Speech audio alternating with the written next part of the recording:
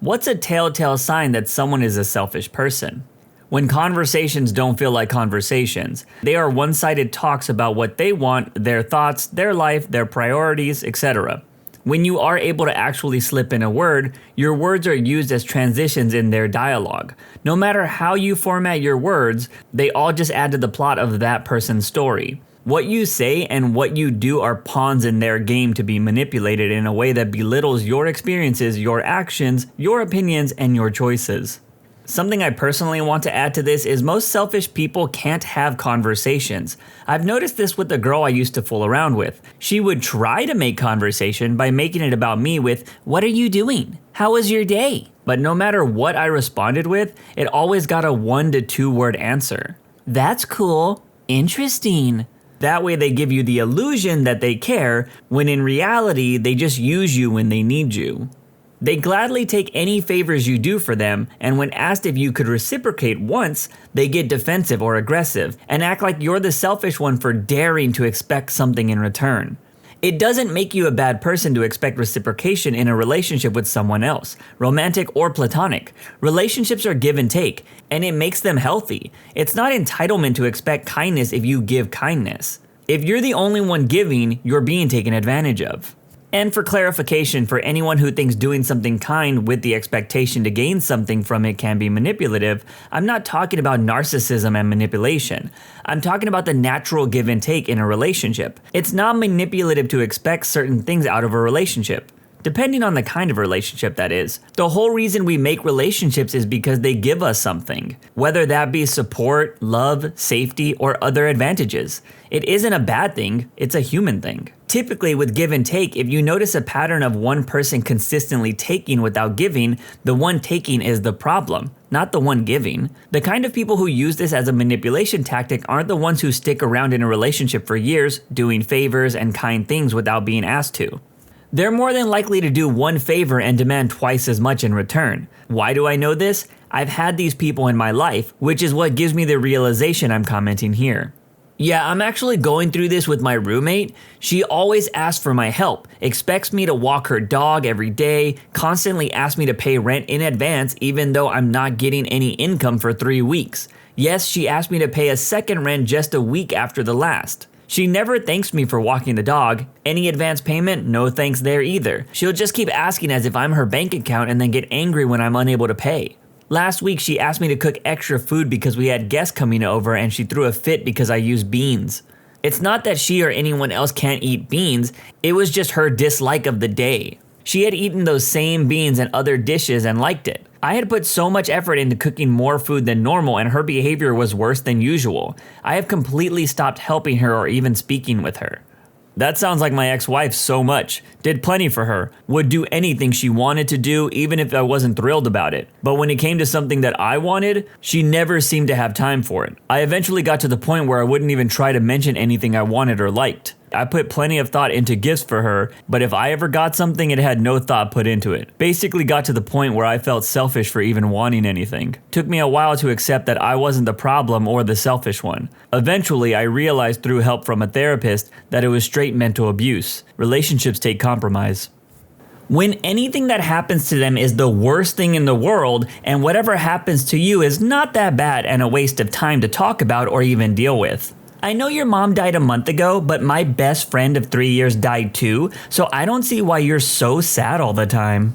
I think narcissism and selfishness go hand in hand, so there you go. A friend of mine was talking to a mutual ex-friend about how she was feeling crappy because it was coming up on the anniversary of her sister's murder. The ex-friend responded that she was also feeling crappy and needed support because her boyfriend, who had been visiting for the weekend, had gone home. We both cut her off after that. After my sister's husband passed, a friend said, "I know exactly how that feels. My husband is in the army and goes away for months. But said husband comes home, can email, video call, and most of all, is not dead." She's now an ex-friend to everyone. I'll admit, I've caught myself doing the "I know how it feels" thing with friends before, but it's usually because I've been through the same thing. However, I've never tried to pass off a death of someone being on the same level as missing a partner that went home. That's just dumb. They feel no remorse for how they've hurt others. They don't think that they're wrong in the slightest bit. They can't shoulder any bit of responsibility. Look, it's not my fault that you can't do anything right. Very well then, I'm sorry you don't understand my point of view. You can't forget the classic, you just misunderstood what I said. I didn't mean it like that. My former neighbors were bad alcoholics. Every night is a Friday night and weekends are like the new year. The police were constantly getting called to their house. Their kids not only destroyed their property, but other people's as well. Their junk was always thrown all over multiple yards. Their landlord ended up evicting them. My neighbor was pissed and fought hard in court to stay because they paid their rent via assistance. It was everyone else's fault but theirs. It was the landlord's fault for being biased against them. It was the neighbor's fault for complaining about their kids. It was their parents' fault for not helping more. Everyone was to blame, but not them. All I can say is it's been peaceful since they've been gone. They don't remember the times people have helped them, but remember clearly all the times that they helped others. It's easier to remember when you can count the number of times on your fingers. They bring nothing to the potluck, but are the first in line. Dude, screw these people the most. If you don't bring anything to the potluck, you better at least be cleaning up after the party. They respond how worse their situation is when you're sharing problems with them. They don't try to help or listen, they just draw attention to their side. Ah, the complainers. I have a friend like that, and lately I've just been letting her talk, with dry responses such as, oh wow, tough luck. Yeah, you've told me all of that via text. And I would talk only if she asked me a question. Well, the hangout got silent super fast. And it seems she is no longer satisfied sharing the details of her life with me. Noise. I once had a friend who would just complain all the time about everything, never really doing anything to fix the problems, and if she did, she'd still complain about it. One day I tell her that I want to be her friend, but our conversations were always so negative, and couldn't we just talk about some more positive things? The whole dynamic of the friendship changed, and she straight up just stopped talking to me saying, I don't know what to talk to you about anymore. That admission tied with her inaction blew me away. We drifted apart and are no longer friends.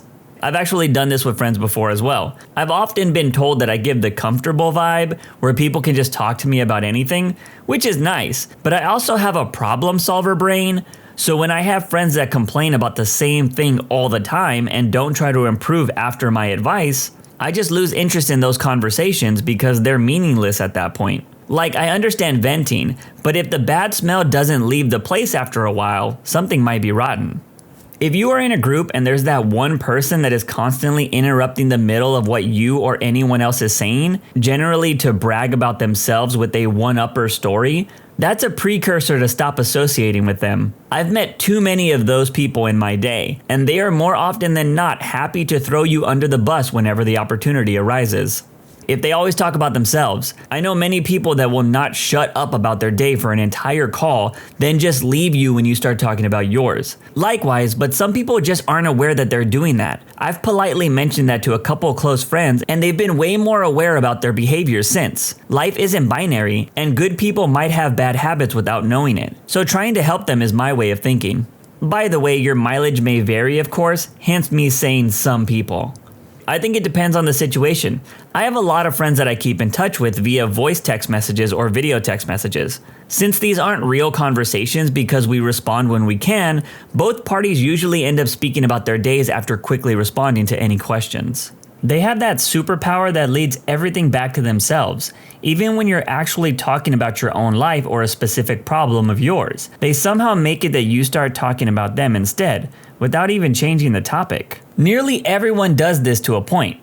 There's an extremely fine line between trying to comfort someone by saying something like, I recently went through something with my father as well, I'm so sorry, and making their issues about yourself. It's crazy how common it is. And I guess if you are sharing something tragic to a group of people, at least one will try to make it into a competition and one-up you. I'm so nervous sometimes that people think I come off as the above comment, when I just want to say that I relate to you, not that it's about me. Sometimes just saying, hey, that sucks, I'm sorry, seems disingenuous. So saying, hey, I've been there and I know how much it sucks, sounds more genuine, I think? Conversations can be weird. They refuse to take responsibility for their actions. Similarly, someone who never apologizes. It takes a little longer to figure this out, but if after a few dozen hours of interactions, you've never heard I'm sorry, you probably never will. I waited 4.5 years once. never again. This is one of the main things I look out for when I might be interested in someone.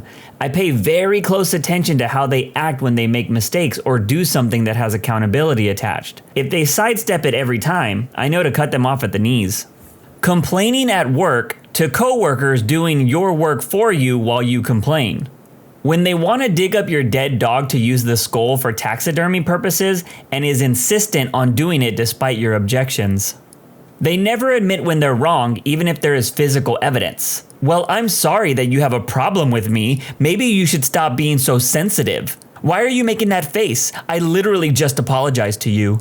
I wonder if this is everything it appears to be because I work with the dude who has a medium autism. So we look after him and he doesn't work. He's definitely not selfish. He'll go out of his way to help people who are more vulnerable than him and always puts them at ease and gets them to open up, interact, and basically have fun and feel safe. But you can't get him to stop talking about himself or his interests. It's all football, running, oh, have I told you about running and football? Harry Potter and that time 9 years ago when I accidentally farted? If you didn't know he was autistic, and it's actually not as apparent as you might expect, you probably would wonder why you can't get a word in edgewise. From an autistic perspective, that's probably the biggest compliment he could give you. He feels secure enough around you to talk about his interests and know that you're not going to dismiss him or make him feel bad for being excited about them. He'd likely appreciate if you gently spoke to him about keeping in mind that other people would like to talk about themselves too and their interests. And if you work together to find a balance that meant that he didn't feel ashamed, but also you could get a fair amount of speaking time in the conversation. Rejection sensitive dysmorphia is a real issue for some of us, so make sure it's clear you're still interested in hearing about his stuff.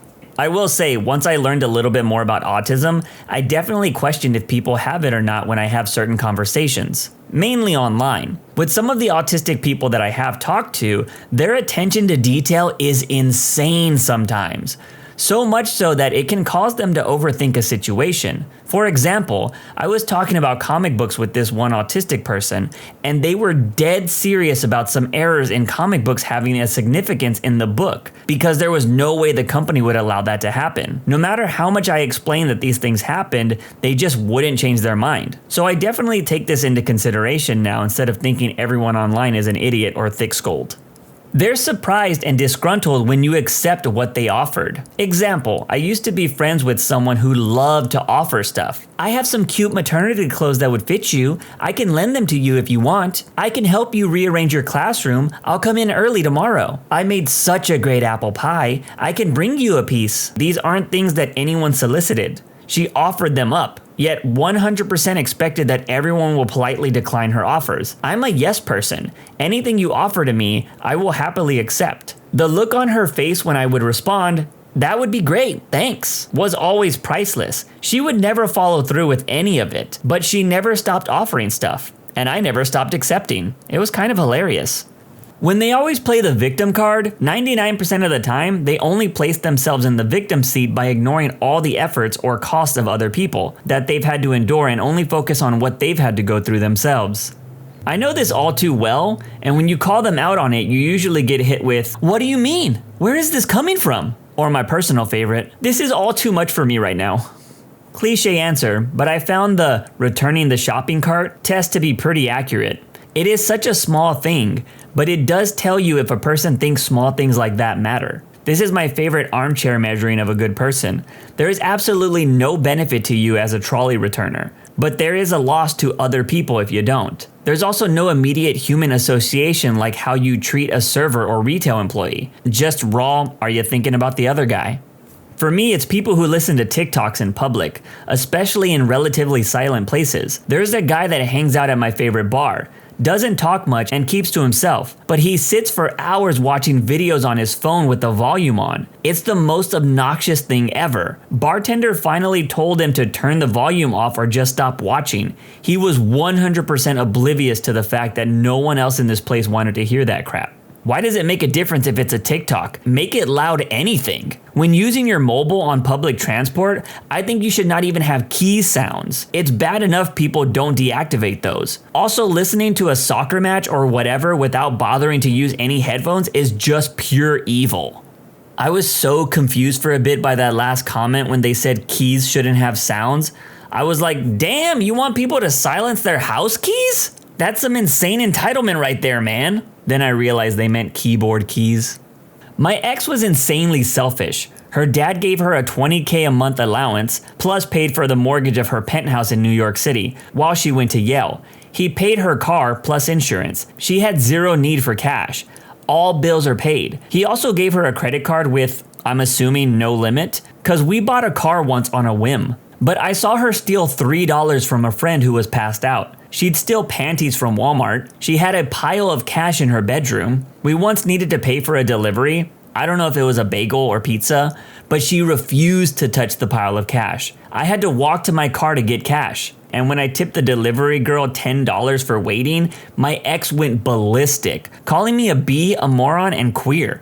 Cause why would you give that random porky bee $10 for $5 worth of food? We went to a celeb wedding. She found a way to take 4 gift baskets as opposed to the 2 we were supposed to get. Every guest got 1. She also stole a $500 gift card to Victoria's Secret from the wedding. She was wicked greedy. One of my workmates had her drink taken from the fridge by someone else. When she put a sign up on the fridge to remind people not to take things, another guy asked her why she was doing it.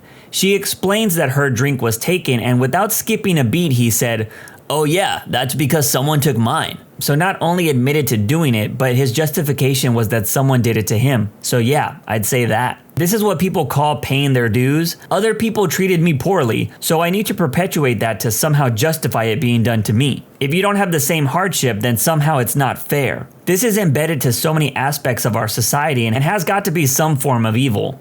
The paying your dues comment is so true. At my old job, all the lifers would be so mad that I wasn't busting my balls doing extra work that wasn't in my job description. I'm not getting paid to do that extra work, so until I am, get someone in a higher position to do it. They would claim, young people don't know how to work anymore. Look, Grandpa, I'm sorry that I just don't bend the knee and do whatever my employer tells me to do. If the higher ups can get bonuses each year, they can afford to pay me to do more work. Trauma dumping and then not reciprocating if someone else had a bad day or felt comfortable enough to open up to them.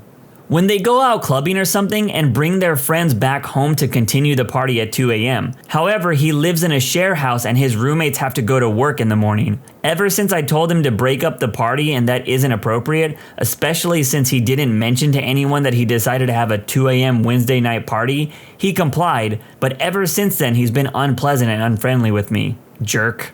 The more they ask in a relationship, the more you're having to give. That is, I think of relationships like a bridge. Generally, you should build from both sides, and in crisis you make up the difference. But a friendship is primarily meeting each other in the middle. Selfish or self-centered people pretend to build a relationship, but ask you to build the relational bridge all the way toward them. Ultimately, they expect you to build the relationship entirely towards them, and you're left giving more than receiving.